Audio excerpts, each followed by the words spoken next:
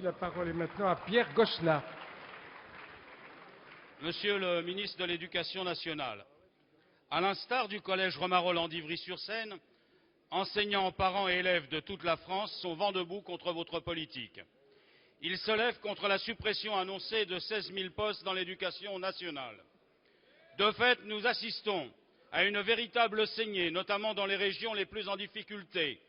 577 postes supprimés dans l'académie de Créteil, 822 dans celle de Metz-Nancy, 806 dans le Nord. Semaine après semaine, les députés d'opposition vous interpellent et relaient le mécontentement populaire. Vos réponses invariables enfilent contre-vérité sur contre-vérité. Vous ne cessez de répéter que le budget de l'éducation nationale est en augmentation de 1,6%. C'est vite oublier qu'avec une inflation de 2%, cette augmentation est nulle. Vous déclarez que le taux d'encadrement des élèves est meilleur aujourd'hui que dans les années 90 et pourquoi pas depuis Charlemagne. Mais le rapport de l'OCDE démontre que la France a un taux d'encadrement des élèves qui se situe loin derrière l'Allemagne, l'Espagne ou l'Italie, tout comme vous ne mentionnez pas les 40 000 élèves supplémentaires à accueillir l'an prochain.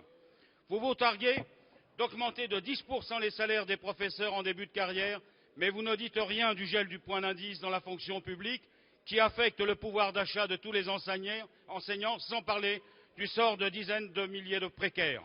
Enfin, le comble, vous arguez que l'éducation nationale est le premier employeur de France, alors que vous organisez le plus grand plan social du pays.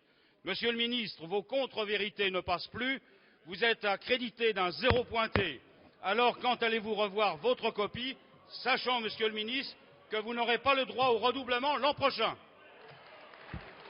Monsieur le ministre de l'Éducation nationale. Merci, Monsieur le Président, Mesdames et Messieurs les députés. Monsieur le député, je voudrais juste citer un chiffre. Cette année, l'État va emprunter pour boucler son budget 180 milliards d'euros. C'est-à-dire 3 fois le budget de l'éducation nationale, Monsieur Gosselin. Ça veut dire que les 12 millions d'élèves qui sont dans nos classes, nous allons leur envoyer la facture de leurs études et qu'ils auront à payer les 20 000 euros de dette, alors que vous êtes attaché comme moi, Monsieur le député, à la gratuité du système éducatif. Donc, vous voulez continuer, vous voulez augmenter la facture de la dette. Nous avons choisi un autre chemin. Nous avons choisi, autour du président de la République, avec le Premier ministre, de maîtriser la dépense publique. Et nous avons choisi de le faire avec discernement, Monsieur le député. Regardez, Christine Lagarde l'évoquait à l'instant, la situation d'autres pays européens, en Grèce, en Grande-Bretagne, en Italie. Regardez leur situation. On licencie des enseignants, on baisse leur rémunération. Nous n'avons pas choisi ce chemin. Nous avons choisi d'agir avec discernement en ne remplaçant pas la moitié des fonctionnaires qui partent en retraite.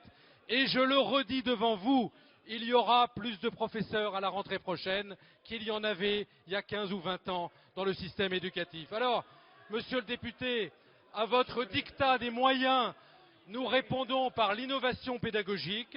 Vous êtes, je suis désolé de vous le dire, dans l'obsession du chiffre, là où nous sommes dans l'attention à chacun.